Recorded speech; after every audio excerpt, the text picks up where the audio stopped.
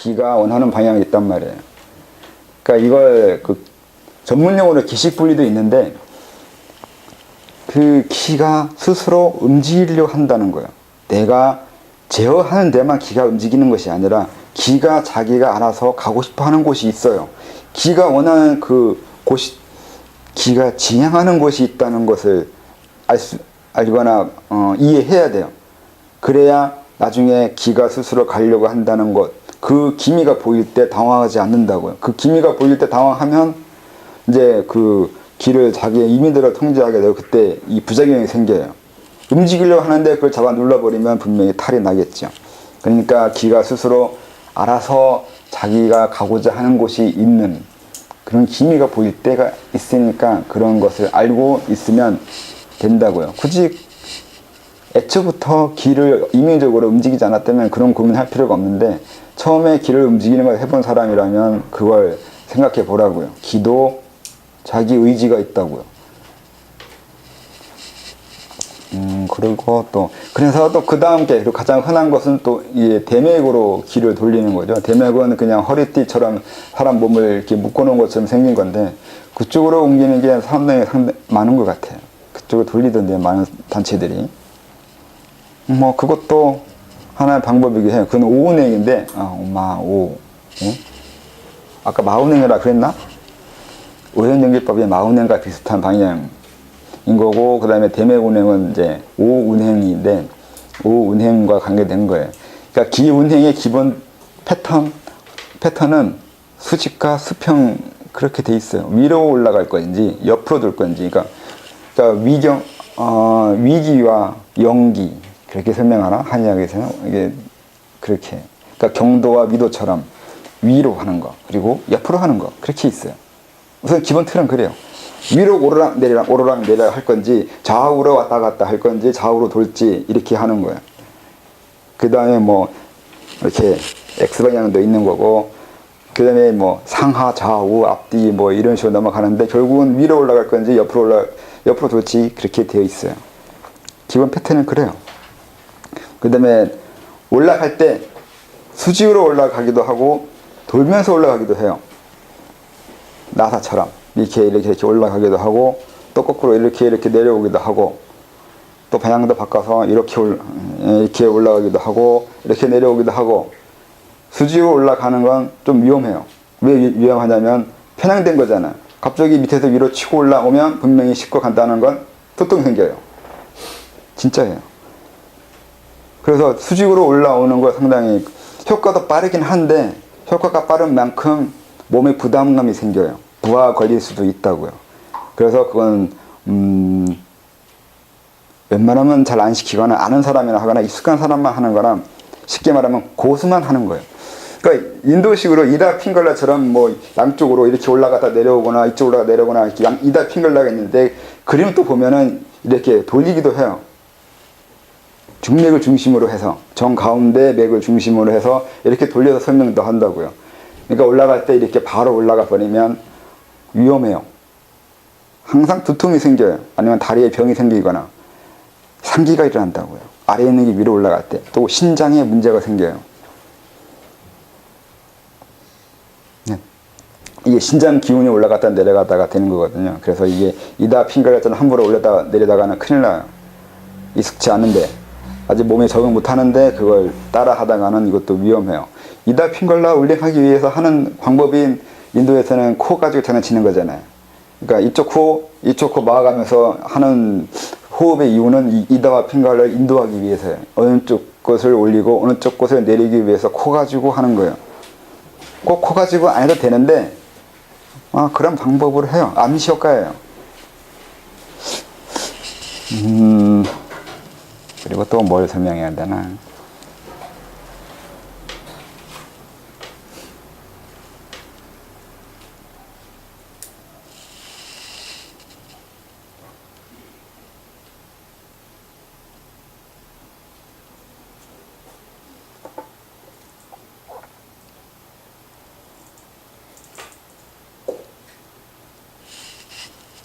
생각했었는데 까먹어 버렸네.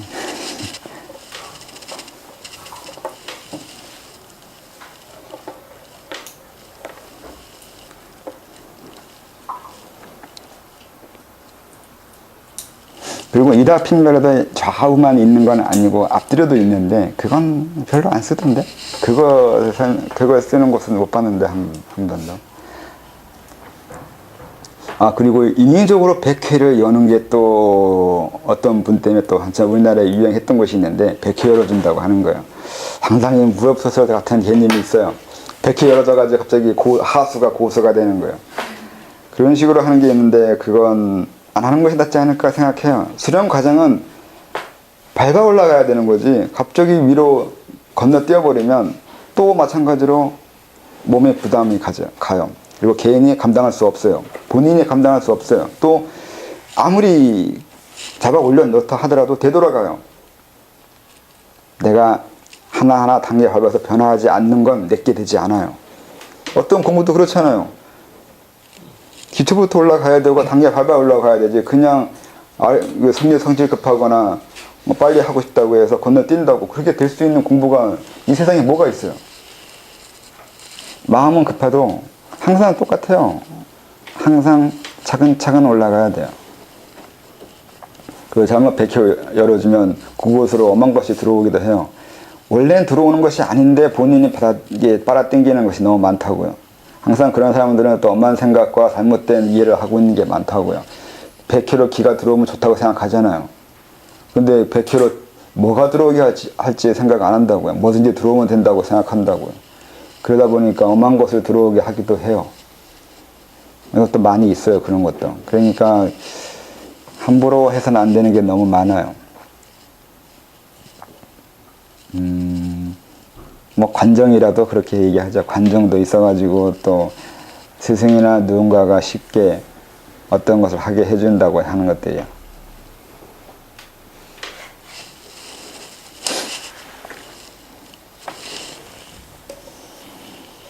개인차. 사람에게는 앉아있는 것이 또는 한 자세로 오래 버티는 것이 수월한 사람과 이것이 이런저런 이유로 너무 힘든 사람도 있습니다. 물론 오래 하다 보면 어느 정도 적응이 됩니다만 그것도 간단한 것이 아닙니다. 예를 들어 1시간을 앉아있을 때 노력하는 애씀의 차이가 납니다. 사람 따라 더 많이 애쓰고 더 많이 참고 견디는 노력이 필요합니다. 이것은 심력이 고갈되는 것입니다. 그로 인해 장기간의 자천에서 더 빨리 지치고 성과도 미치지 못하게 됩니다. 애써야 할 것에 애쓰지 못하고 집중이 흐트러짐이 자주 있게 되기 때문입니다.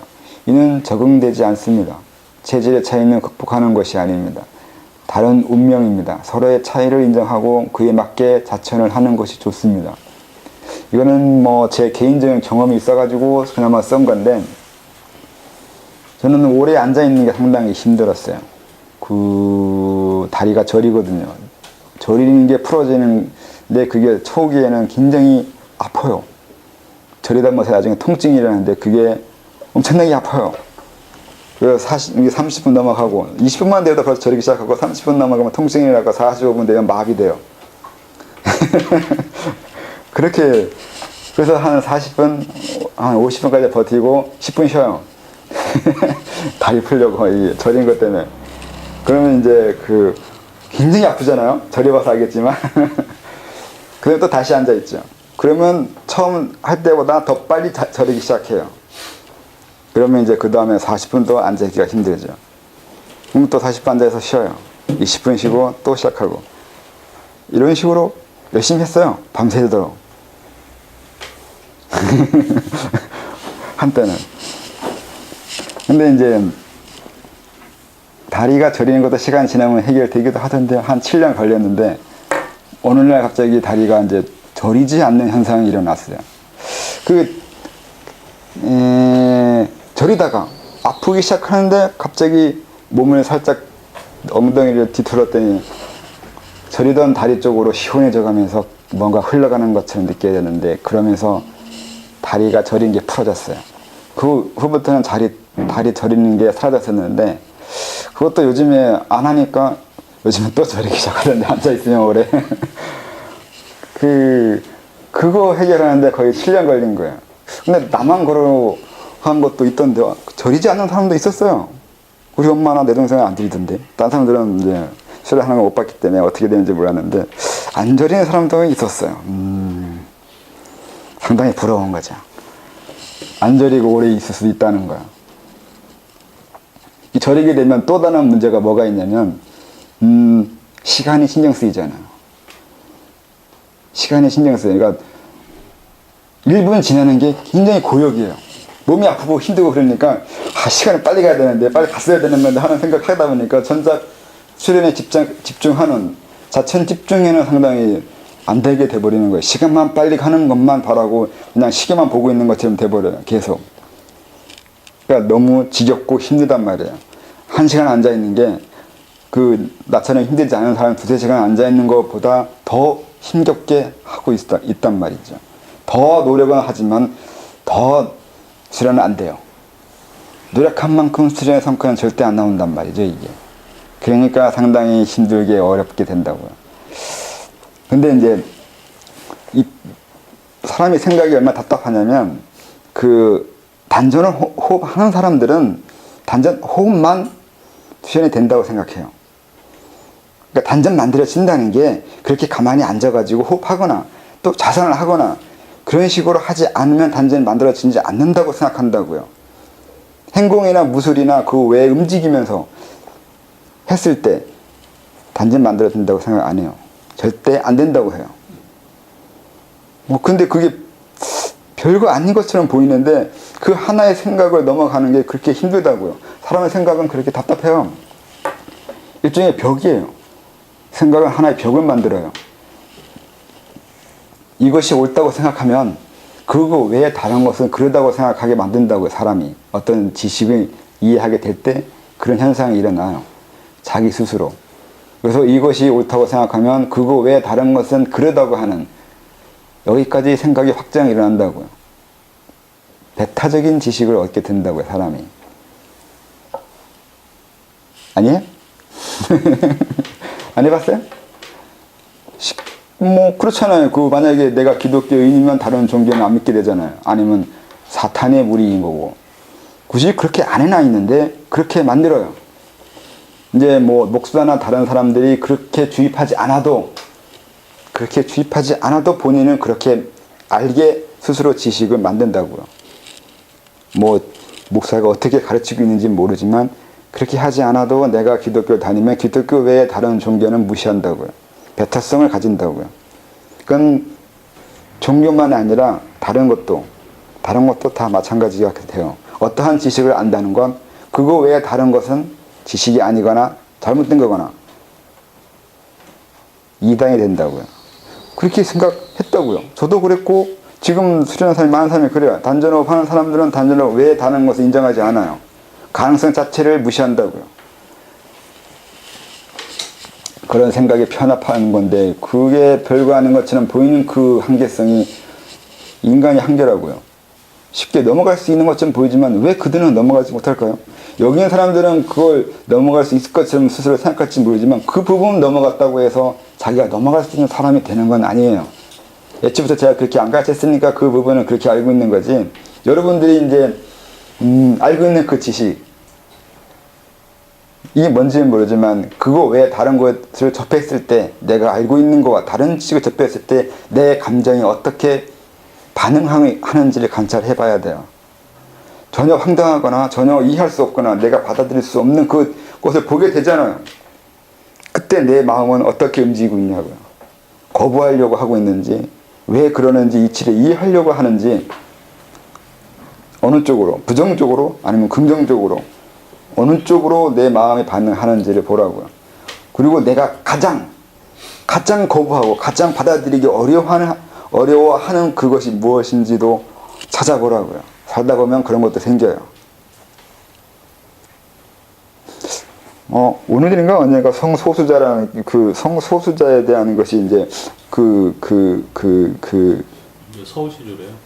네, 그 얘기를 봤는데 그게 그런 것도 있잖아요. 그것도 마찬가지로 어떤 다른 의견이잖아요.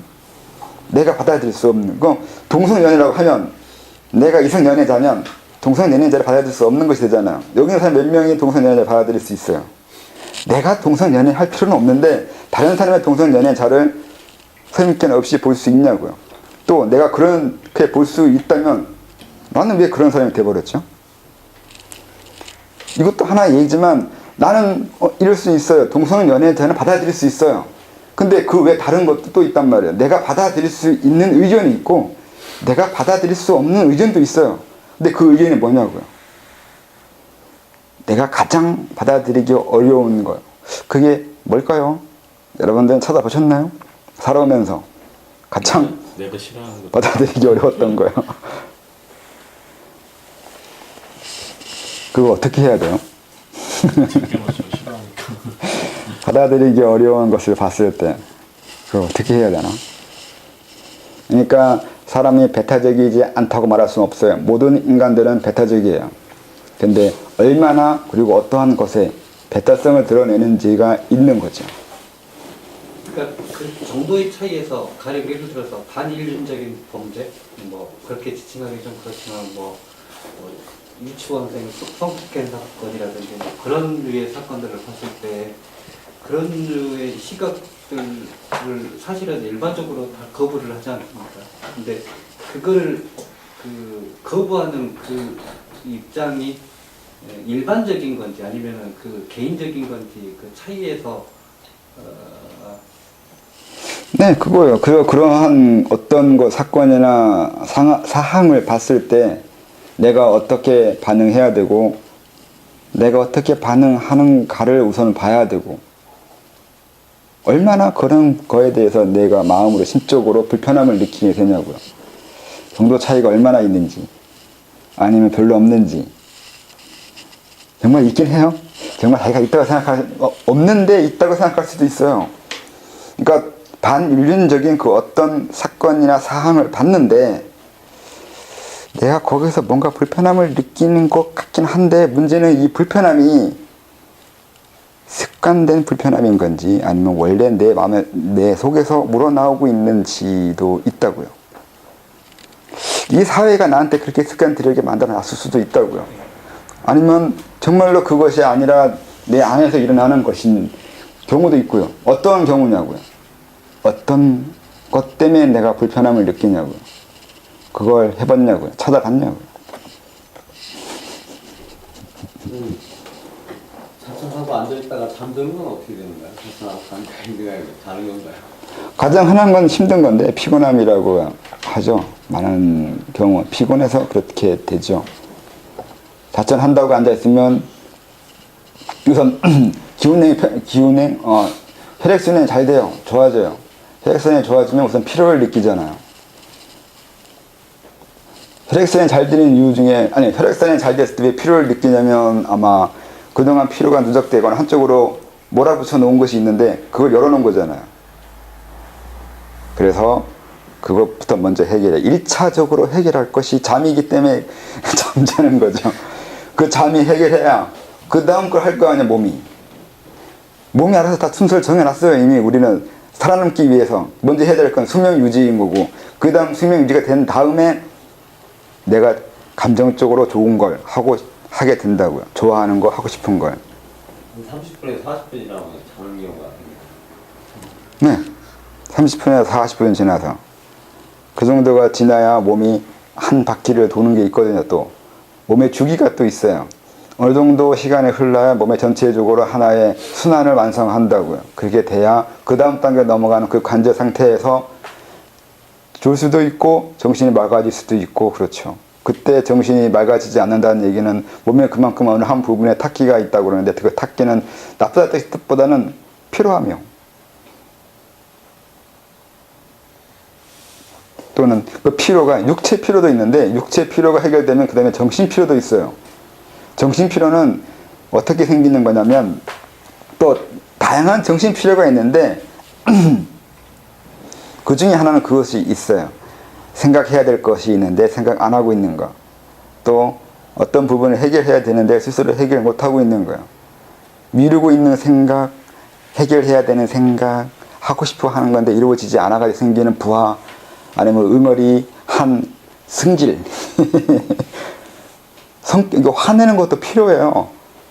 화낼 게 남아있는 거, 잠재되어 있을 때 이게 피로로 와요. 그래서 피곤하긴 잠드는 것이 피곤함인데 이게 육체 피로일 수도 있고 정신 피로일 수도 있다고요. 정신 피로는 말 그대로 머리의 피로, 그러니까 이치 이해나 이 논리적인 피로일 수도 있고 심적인 피로도 있는데 심적인 피로는 감정이에요. 어떤 감정이 있다고요. 피로하다는 얘기는 피곤하다는 얘기는 뭐 책을 한 30분, 40분 있다가 2시간, 3시간 지난 다음에 뭘 생각한다고 눈 감고 있다 보면 그냥 잠들어버리는 거예요. 노래방 들리지 마세요. 상관없지. 몰라요, 그건. 그러니까 필요함을 설명하면 피곤은 왜 느낀다고 생각하세요? 왜 피로하게 되냐? 애들은 피곤하면 개념이 없어요. 어린애들은. 어른들이 강요하죠. 쉬라고, 그만두라고, 자라고. 애들은 피곤하면 개념이 없어요. 몸이 피곤하다는 걸 느끼는 거에 대해서 당황스러워 할 수도 있어요, 애들은. 몸이 내 맘대로 안 돼. 이게 이해한다는 게 쉬운 일이 아니에요. 어른들은 쉽게 피곤하다는 말을 하는데, 그건 이제 생각해 봐야 될 문제예요.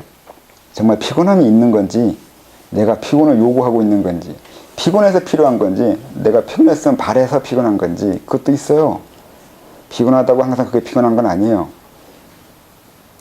피곤도 개념이라서 몸이 피곤한 게 아니에요.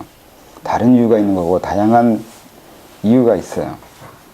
그것도 학습의 효과라는 말씀이신가요? 네, 학습의 효과이기도 하고, 많은 사람들이 상식적으로 쓰고 있는 말들이 사실은 의미를 알 수 없는 것들이 더 많아요. 더 많은 단어들이나 그 개념들이 사실은 의미를 정확히 알 수가 없는 것들이에요. 쉽게 쓰고 있지만, 정말 그게 뭘 의미하는지, 어떤 메커니즘이 흐르고 있는지, 어떤 원리가 있는지, 본인이 몰라요.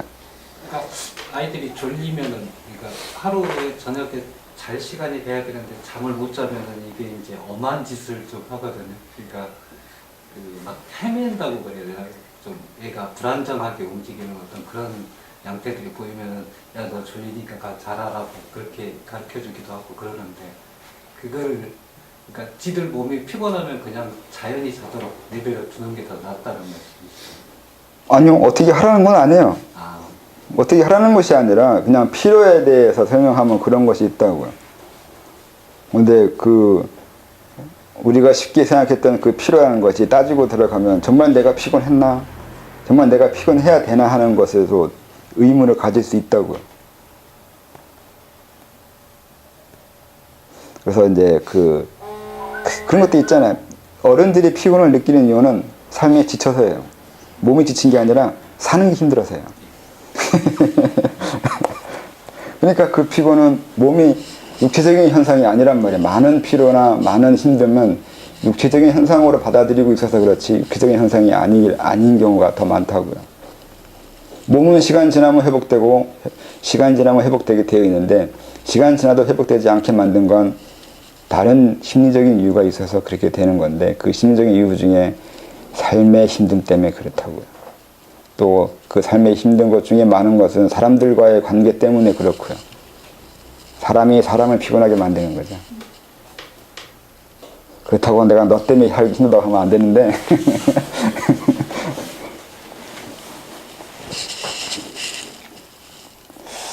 어디까지 빠져나가고 있나 얘기가.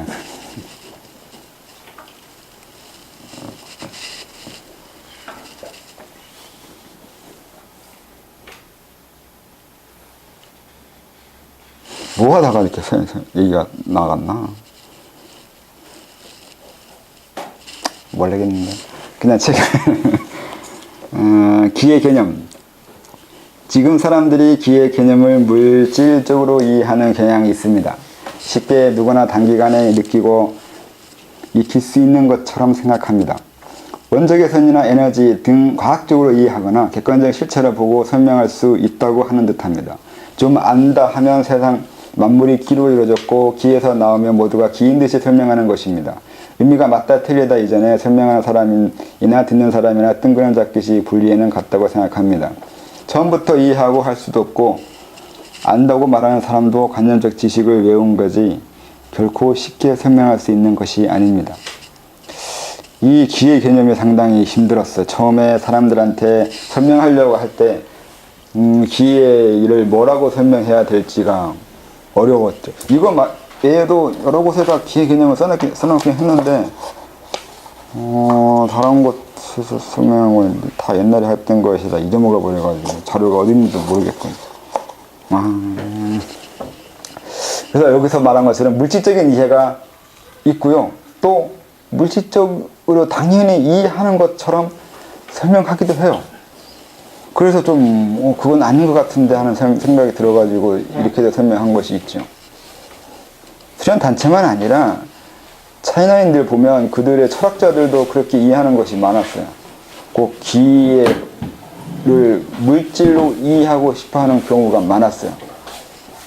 옛날에 그 이기론처럼 그런 성리학자들이 생각하는 기도, 장제가 설명하는 기, 그런 기를 물리적으로 서양인들의 그 과학적인 것으로 이해하려고 했다고요.